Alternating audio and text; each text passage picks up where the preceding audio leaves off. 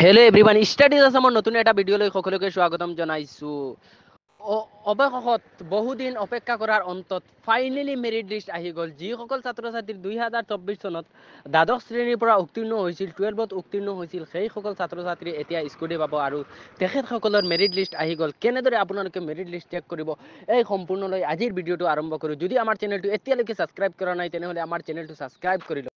Merit list আহি গ'ল, finally merit list আহি গ'ল। এতিয়াই চাই লওক আপোনাৰ নামটো আছেনে নাই। বৰ্তমান এতিয়াই চেক কৰি লওক। কেনেকৈ চেক কৰিব এই সম্পূৰ্ণ বিষয় লৈ, এই সম্পূৰ্ণ আমি এতিয়াই বৰ্তমান দেখুৱাই আছোঁ। আপোনাৰ নাম আহিছে নাই বৰ্তমান এতিয়াই চাই লওক।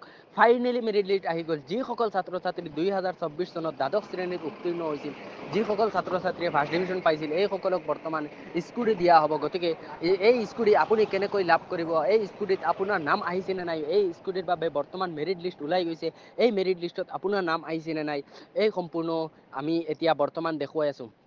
আমাৰ ডেছক্ৰিপশ্যনত এটা লিংক দিয়া আছে আৰু এটা নাম্বাৰ দিয়া আছে। যদি আপুনি ক্লাছ 12ত উত্তীৰ্ণ হৈছে, তেনেহ'লে আপুনি আৰ্টছ, কমাৰ্চ নে ছায়েন্স আৰু আপুনি বয়েজ নে গাৰ্লছ, এইটো বৰ্তমান এই ডেছক্ৰিপশ্যনত থকা লিংকত অথবা নাম্বাৰটোত ক্লিক কৰি আপোনালোকে SMS কৰি দিব। আমি আপোনালোকক মেৰিট লিষ্টখন প্ৰভাইড কৰি দিম। গতিকে আমাৰ এই সম্পূৰ্ণ ভিডিঅ' চোৱাৰ বাবে ধন্যবাদ।